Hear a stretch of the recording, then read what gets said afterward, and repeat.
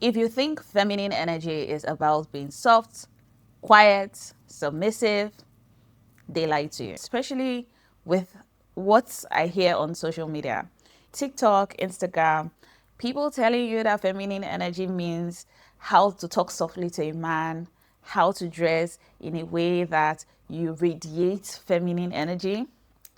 It's so wrong and it's keeping a lot of women stuck. Today, I'm breaking down what feminine energy really is, the different types, and how to know which one you are actually operating from. Most women are walking around calling themselves feminine and operating completely from a wounded place. Feminine energy is one of the most powerful forces in the universe. Sadly, most of us are completely unaware of what it is. Let's jump right into it.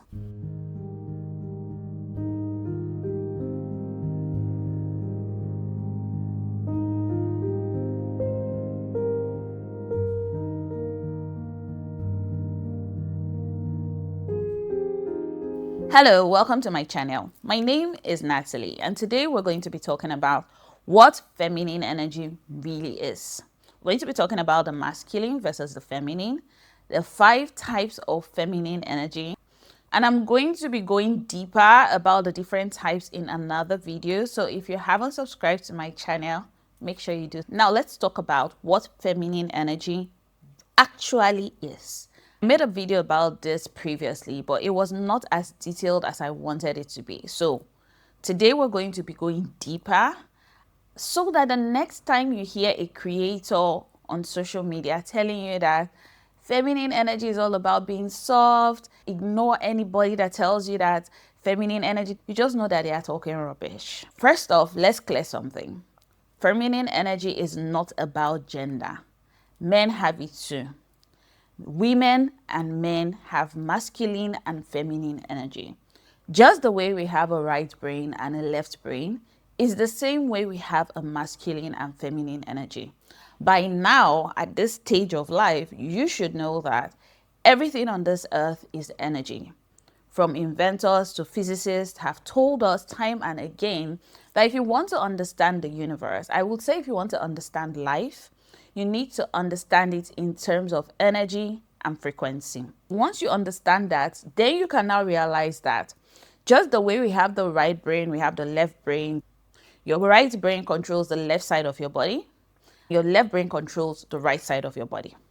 Your left side of your body is called the feminine side, and your right side of your body is called the masculine side. In fact, if you do this experiment, I want you to try it right now. Go in front of the mirror and cover one side of your face. Cover the left side. You're going to see it's so different from when you cover the right side. Mine is so obvious because I have one eye looking very feminine, one eye looking very masculine, one part of my face looking really masculine, one part of my face looking really feminine. We all have that fusion, okay? It's not sexual, it's not spiritual, it is energy. It is not physical attributes right now. So I want you to understand this, and then we're going to build a foundation to talk about the rest of what we're saying today. You also need to understand that just as men have feminine energy and women have masculine energy, and we as women usually prefer a man who is predominantly in his masculine energy, it is the same way as women, we thrive and we do better when we are predominantly in our feminine, because you are aligning your energy with who you truly are. Feminine energy is a frequency. It is a way of being. It is not performance. It is the energy of receiving, flowing, creating, nurturing, intuition. Society has conditioned women out of their feminine energy. And so we have this hustle culture, the strong woman narrative. Every woman wants to be seen as strong. Although I think we're kind of shifting away from that.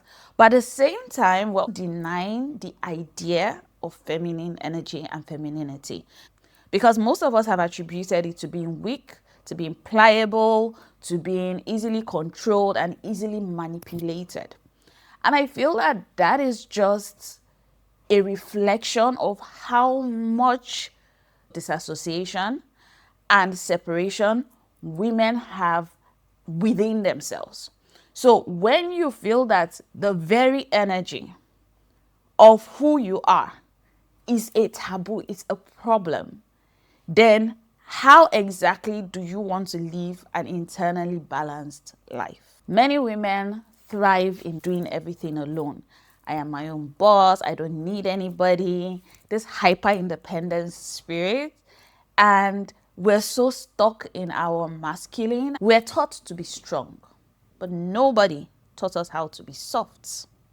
And the truth is that your softness as a woman is actually where your power lives. Feminine energy is magnetic. It is the energy of attraction. It draws things to you rather than you chasing it.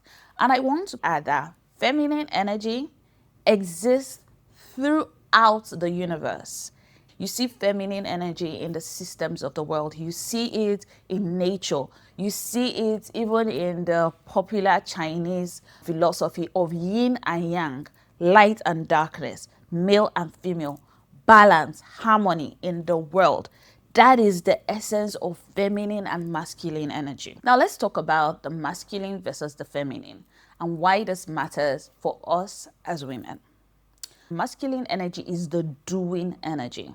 Logic, structure, action, control, competition, goal-driven, highly analytical, protecting, providing, the energy of doing and pushing. However, feminine energy is the being energy. Intuition, flow, creativity, receiving, nurturing, emotional intelligence, presence, magnetism, the energy of being and attracting.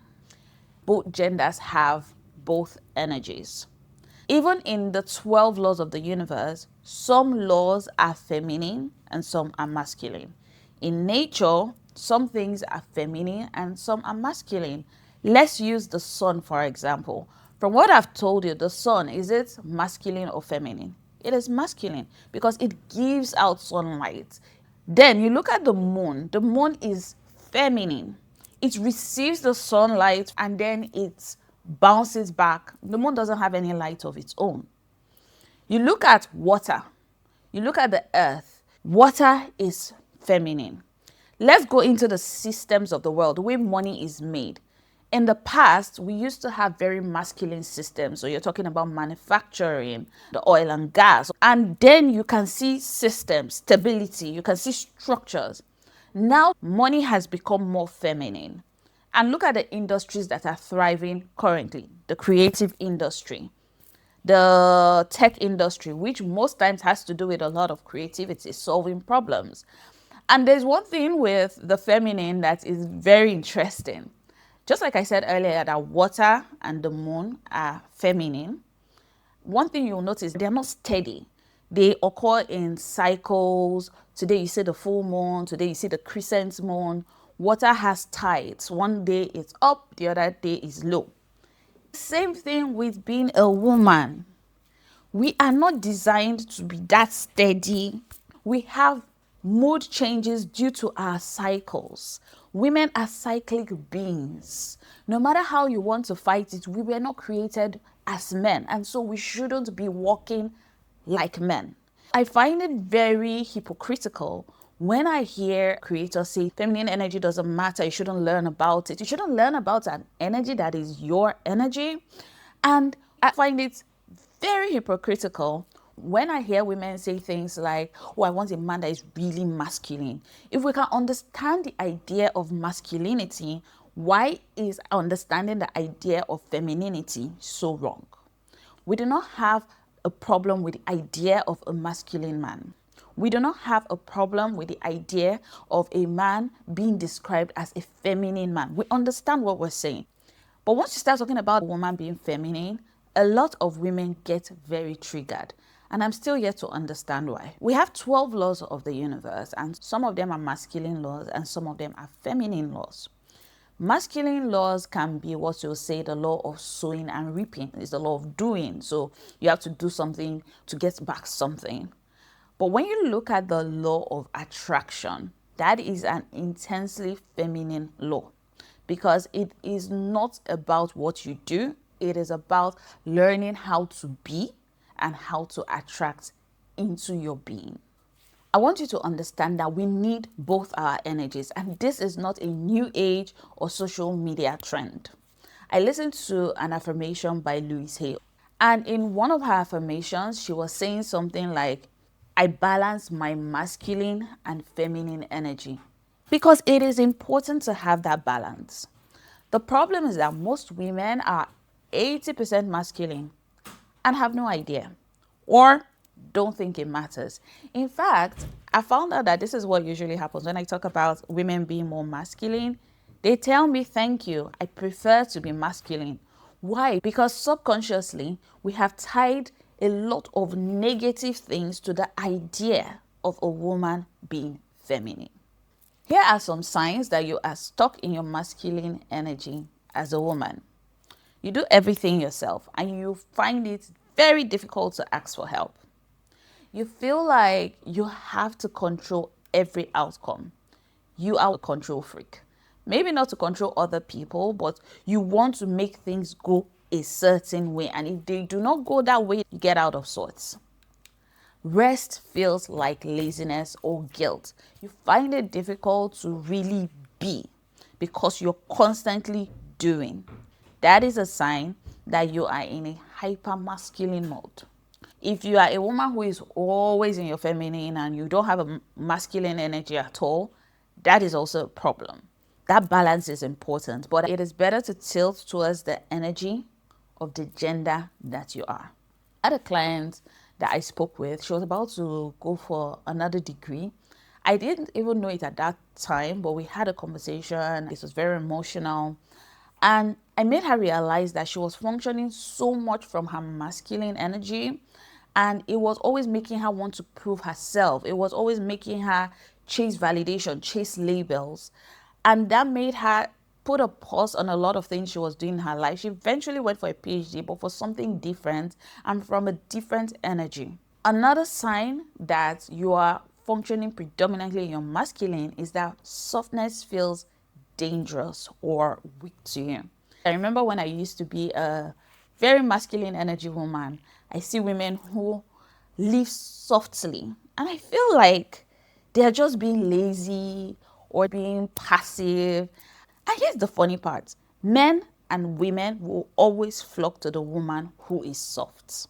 They always want to help her, assist her, support her.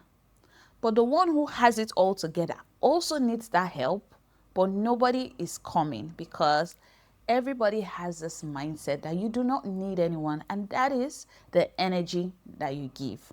None of us is an island. No matter how rich and independent you are, independence is very important for a woman. However, hyper independence is where it gets dangerous, because then you are living in this isolated island where you don't need anyone, you don't need anything, you feel like you can be your own support system. And truly, life is not supposed to be lived that way. If rest makes you feel guilty, if you find it difficult to let anyone help you or ask for help, if you're always the one who is doing, you are not in your feminine energy. You are running on survival mode, which is actually what masculine energy is called. And you are calling it strength. I want you to understand this very clearly. The goal is not to abandon your masculine energy. It is to come home and integrate your feminine energy. Let's talk about the different types of feminine energy. This is my own compilation and you're not going to find it anywhere on the internet. So let's go. Understand that there are different expressions of the feminine energy. And where you are on this spectrum says a lot about your healing journey. Number one, I call her the aesthetic feminine. She is the woman that is focused on the external expression of femininity. Beauty, fashion, presentation, how to sit, how to talk, how to dress, how to use makeup. It is not wrong, but it is surface level. This is the type of feminine energy that you see on TikTok, Instagram, and all over the internet. It is not really feminine energy, because feminine energy deals with a shift in energy. It is root work. In some religions, we refer to the energy of the person as the spirit of the person. So you can dress feminine and look feminine and still be very much in your masculine energy. Number two, the wounded feminine. This is the most common and the least talked about. This is femininity that has been hurt, betrayed, and learned to protect itself. Signs that a woman is in her wounded feminine energy: people pleasing, overgiving, emotional suppression, emotional manipulation, accepting less than you deserve, laziness, and passivity. It is rooted in childhood, relationship, and generational trauma. The wounded feminine does not know how to articulate her needs, and she feels that she needs to manipulate, she needs to use her feminine wiles to get what she wants. She's the type of feminine that doesn't know how to say no, always trying to help everybody and give to everybody because she's looking for approval and validation. She rarely complains, but inside she is exhausted and empty. This is the energy most women are operating from. And it is the reason so many of us are burned out and in the wrong relationships. It is also the reason a lot of us are disconnected from ourselves. I'm going to be doing a full video on the wounded feminine and the different types of feminine energy. Make sure you are already subscribed to my channel. If you haven't, please do so right now so you don't miss it. This is something that you really want to hear. Now let's go into one of my favorite types of feminine and also the most misunderstood, which is the dark feminine. Most people think that the dark feminine is evil, she practices voodoo or hoodoo, she does magic, she's negative. It is anything but all of that. The dark feminine is definitely not evil, she's not manipulative, and she is not aggressive. It is the part of you that knows her worth, sets boundaries without guilt, embraces mystery, owns her sexuality and power. It is the shadow, that shadow part of you, the parts of the feminine that have been suppressed and ashamed. What happens when a woman stops shrinking? She is not mean, she just stops performing. She is so liberating. She is the wild woman. She is the savage daughter. She is the rebel, in quotes, not as someone who is causing trouble, but as someone who owns who she is, who owns her journey, and who walks in the truth of who she is. She's not apologetic about who she is. She's not apologetic about her standards. She's not trying to make anyone happy. She's here to live authentically, to live truthfully, and to embrace her shadow self instead of living separately from it. Now, let's talk about the one a lot of people know but don't understand, is the divine feminine, the highest expression of feminine energy. The divine feminine is integrated. She has done healing work. You cannot be your divine feminine if you have not healed. It takes a lot of inner work to function in your divine feminine. Because when you start to function from there, you become connected to your intuition, your spirituality, your inner guidance. She gives from overflow, not from depletion. She receives without guilt. She's magnetic without trying. The divine feminine is not a personality type. It is a level of healing and integration. It is what happens when you have done the inner work. I strongly advise that one embraces the divine feminine before the dark feminine. Because when you don't do that, what you're going to have is a mismatch.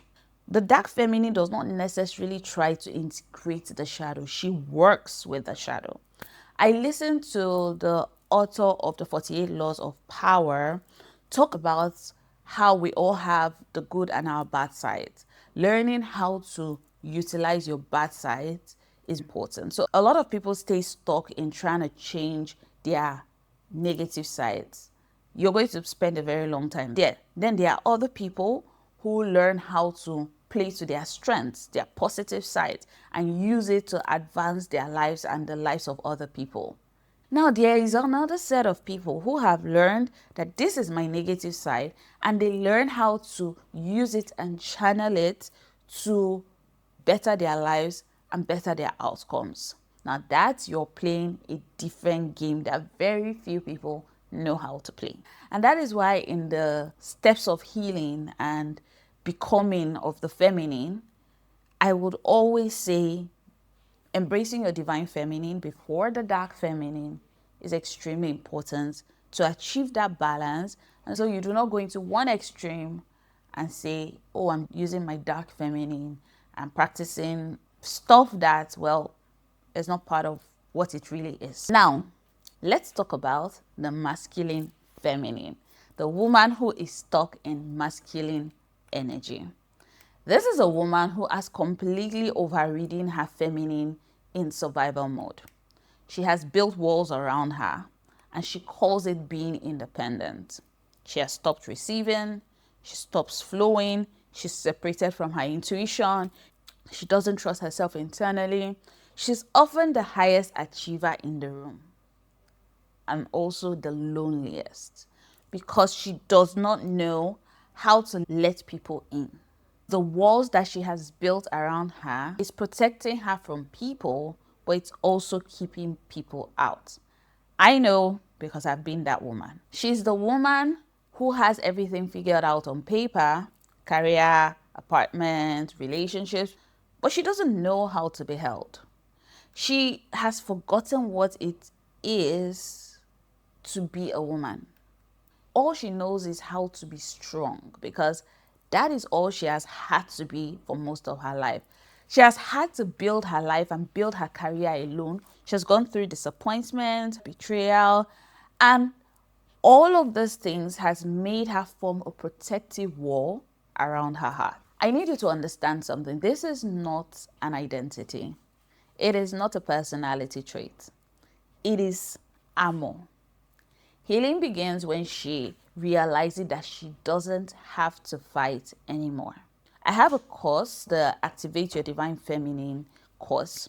Women who are very high achieving, who are stuck in masculine energy mode, they find out that once they start taking, they find it easier to relax and receive and move from doing mode to attracting mode to being mode. And things begins to flow more easily for them and to them. I had one of them tag me on Facebook once and she's like, I have never received gifts on my birthday. This is the first time. And I did not ask anybody to send me gifts. I just decided to be in my feminine and people started to flow to me.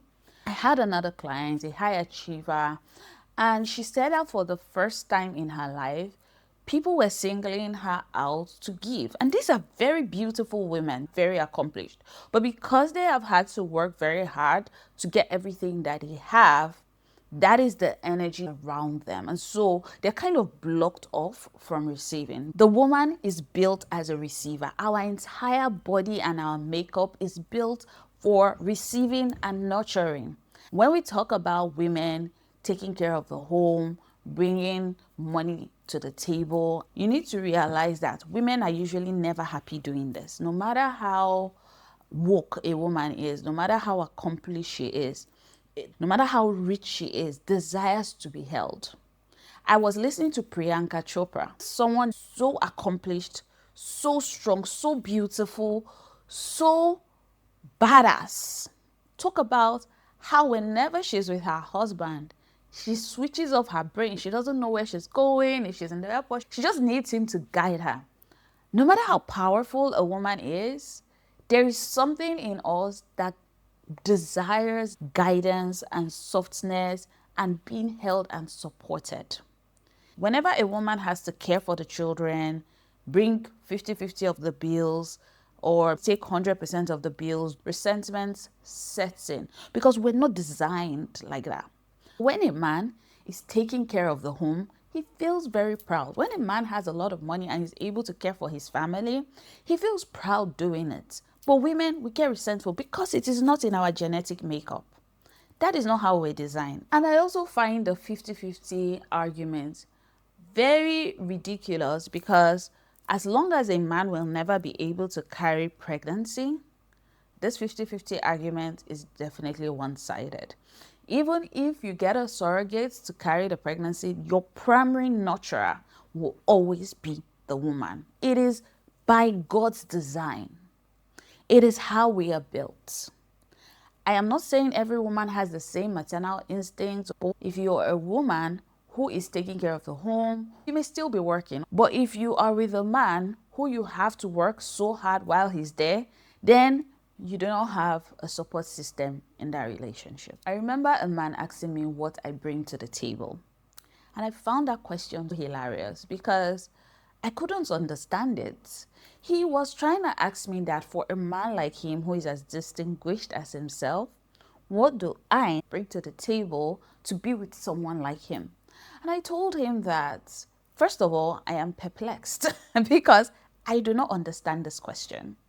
The idea that a man is going to see me and then ask me what I'm bringing to the table, it sounds very nonsensical, because you're the one chasing, you're the one going after me, you're the one going into the market to look for what you want.